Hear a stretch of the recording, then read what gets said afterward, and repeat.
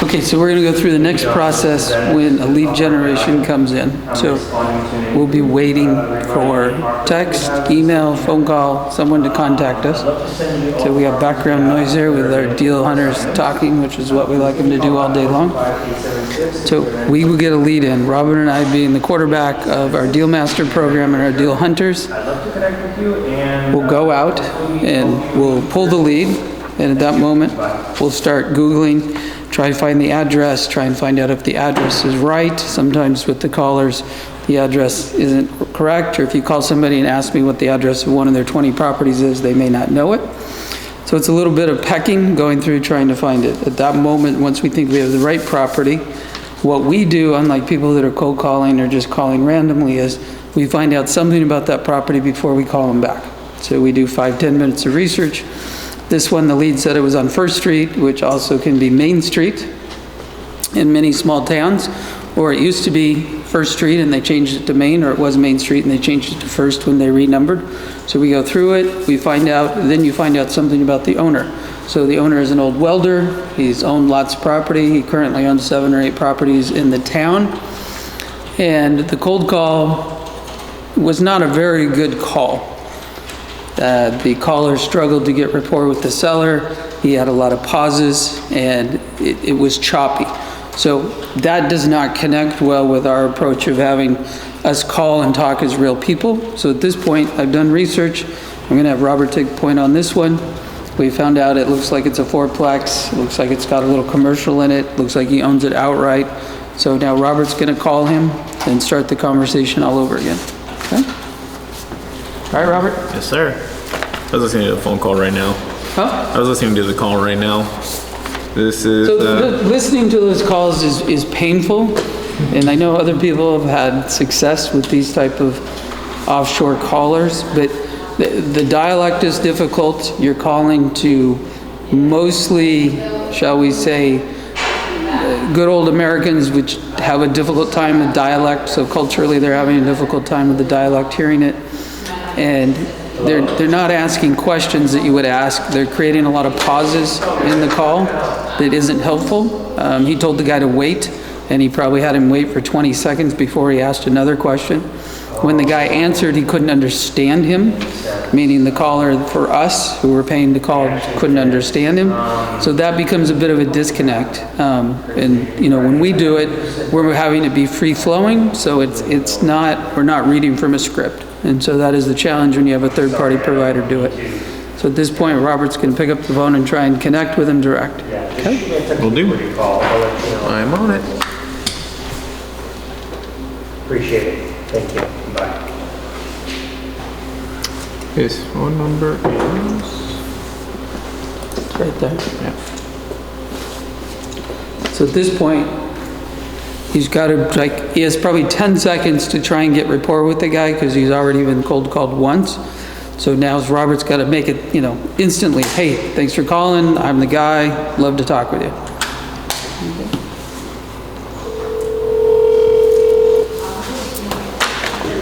Hello. Hey, good morning. Is this Harold? Yes. Hey, Harold. This is Robert with Hunter Rental. How you doing today? It's Hunter who? Hunter Rental Investments. One of my associates gave you a call in regards to your property here off of Main Street. Oh. Yeah, does that ring a bell? Yeah. Perfect. Are you enjoying the sunshine at all up there, or how's the weather? It's supposed to get warmer this afternoon. It's a little cloudy right now. Love it, love it. Well, hey, I won't try to waste too much of your time so you can enjoy the day, but wanted to kind of go a little more in depth about that property that you got there. It's a unique little building that you got that you've owned for quite some time, and looks like you've been doing pretty well with properties around the Sultan area. So, you know, what's the main factor or motivator to want to move on from this one? Getting old. Getting old? Well, at some point that reaches all of us, but it looks like you've done well enough where that doesn't seem to be too much of a factor. Are you self-managing it, or is it under a property manager? No, I have a property manager. Okay. And is it currently still, is it all the way full? Do you have commercial tenants and apartment tenants? Yeah, it's full, except one of them's behind in rent quite a bit. Oh, how long is quite a bit? 18,000. Oh my God. So that's what, maybe a year and a half? They're still paying every month. Oh, okay. They get caught up. That's a hell of a repayment plan that you got them on, I'm assuming. Yeah. Okay. Well, I mean, I think that's a big portion of, why I wanted to kind of give you a call and get a little bit more in depth with you. So me and my company, what we do is specializing in kind of working back and forth with owners such as yourself that are kind of getting at that point where, their buildings are becoming a little bit more of a headache rather than an asset. And we like to find ways to create creative financing and owner financing terms that allow you to continue to cash flow on these properties, not having to deal with the tenants and toilets anymore, and in this case with the commercial leases, the whole 9 yards. So what's a good time frame as far as when you're looking to hopefully see something in place? Are you trying to get something said and done by the end of the summer, or how far out are you on this still? Well, it's the first time I ever even thought about selling it. Okay. Well, I appreciate you giving us an opportunity, allowing us to be, first in line on that. Hopefully I can kind of be the first and the last and piece together and offer something like this. Do you prefer to do things in person, or are you okay doing things electronically? Kind of walk me through what you kind of prefer as far as what the next steps would be for you to try to see and get numbers. I thought you were calling to make an offer. Oh, I can do both. I can call and make an offer. I can call, as far as getting numbers in front of you. I'd be kind of doing you a disservice by just throwing a ballpark number out there. With commercial, mixed use properties, it takes a little bit of deep diving and digging. So do you mind me asking what the current gross rents and everything are on the property? I don't know. Okay.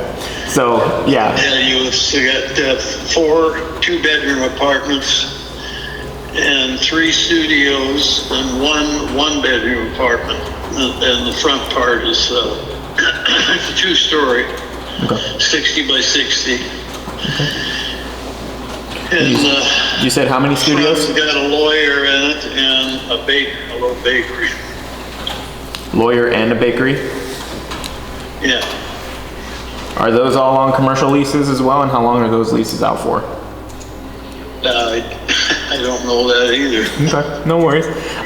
Do you have this information relatively available, or are you kind of old school like my parents and like to keep everything paper documents? Well, it'll take me a little bit what do you need the gross income? Yeah, just income for all what their leases are, whether or not they're month to month, or if these commercial leases are set for anywhere between the standard 5 to 10 years. And if you how many of those leases with the apartment are month to month, what those rents are going for, and then just that way I can kind of get an idea of where the tenant situation stands with everybody. And then the next step, of course, would be, I understand that you're kind of looking for me to kind of throw a number out there, but, I really do like kind of not beating around the bush and just finding an offer that makes the most sense for you. I know it might not be on the top of your head, but everyone's got a price. You have an idea of what you'd be hoping to offload that property for? I don't for sure. I know it appraised for, I'm trying to think what the county has. You must know what the county has. So if we look at the county records on what they're showing, looks like they had you tax appraised at $842,700. Does that sound like a kind of a range you're looking for the property at the moment? I think the last appraisal I had was like 1.6. Okay, so it's definitely a huge difference between what the county is saying and what you got it appraised at. But we have an easygoing county. Yeah. Okay. Well, that's a good place for me to kind of start the conversation with the owner back and forth. I mean, like I say, I'm known to meeting people's pricing as long as if we can discuss terms and stuff. Do you have an idea of, are you familiar with owner financing? Have you done any notes in the past with any of your other properties? Yeah, no, I still owe the bank money. I still pay a loan payment. Okay. How much do you still owe on the property? I think it's about 190. Oh, that's not bad. Okay. So if I can bring enough to the table to kind of clear that and allow you to have some cash flow for, X amount of years. Would that be something of interest for you? You mean still keep collecting rent and stuff? Well, essentially, I'd be treating you essentially as my mortgage lender, so I'd be the ability to carry a note on there. No, I'm not gonna do that. So you're not looking to do a note, okay? No. So straight cash out for the property? If I sell it, it'll just be cash out, whatever the offer is, pay Okay. off the bank and, Then move on? yeah. Okay. I still have some houses around town here. Okay. Well, we definitely want to see about looking at the ability to pick up, one or two, or even all of your properties at this point, building that relation and getting the ability to pay, place offers in front of you for each one step by step. But let's continue the conversation on this one. If you're all for shaking hands and meeting in person, I can definitely see about making a trip and sitting down with you back and forth and going in depth. I'll still do you the favor and, bring in multiple offers for you to take a look at, one under financing, one cash out, so you can look at the benefits and opportunities for both to just kind of give you that ability to make a solid decision on what you want to do to move forward. So let me do some research, and then I'll be probably in touch with you probably here in the next day or two, and we can see about scheduling something for something in person or doing it any other way that you want to do it. Okay, That sound good? yeah. All right. Appreciate your time. Hope you have a great rest of your afternoon. And yeah, we'll be in touch. All right, bye. Perfect. Thank you. Bye-bye. Good job, Robert. That was a very good job. So, one thing we try and teach is, and Robert was trying to do it on a teaching video too, so sometimes it's not as natural as just doing it. Right. But part of it is slowing down and just following. And so when he started asking technical questions, you got to take time, because if they don't know the answers, you're pushing them.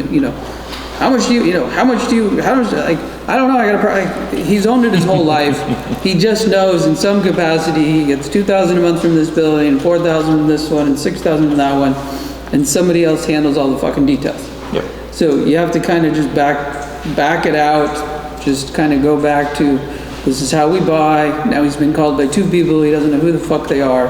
And you're trying to get him to say, how much do you exactly want?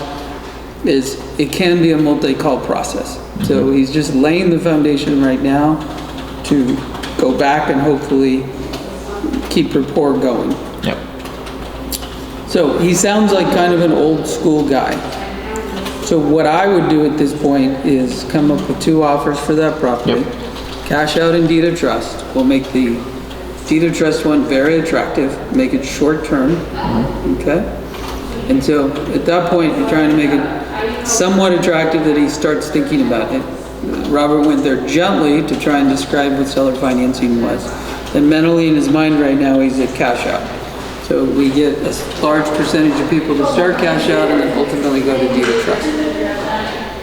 Agreed. So what I would literally do is get an offer together tomorrow, one deed of trust, one cash out, a cover letter, literature on us, and then FedEx it to his home. Yep. And then let it sit for a few days. Then Robert will follow up next week, say, did you get the information? And you're gonna make the offers attractive enough that then Robert's gonna push, why don't I come out and meet with you? Put a face with myself, let's meet, can I buy you coffee in the town and sit down. And at that point, he will gain rapport to see if he can not only talk about this one, but everything in his portfolio. Yep. Sound good? Sounds like a plan. So that's how you take a cold lead, and try and convert it to a warm lead, because those cold caller leads are very soft leads. Just getting somebody to say yes, but they look at an offer is not that hard. No. Converting it to an actual lead is difficult. Yep. Continue conversation, step-by-step process. He's just at the point of considering selling something, and any business owner who's getting to the point of retiring will say, yeah, I'll look at selling my business, which is an apartment building. Right. Okay? Okay. Was that someone we talked to in the past?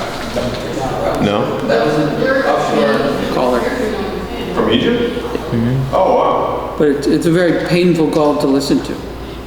Oh, between the cold caller and... Well, because they all start out with no, no, no. He did ask, do you have anything you would consider selling? So he converted the no to a yes, I might sell this. And so, you know, again, no disrespect to cold callers, but getting somebody to say yes, they look at an offer for their business shouldn't be that hard. Yeah.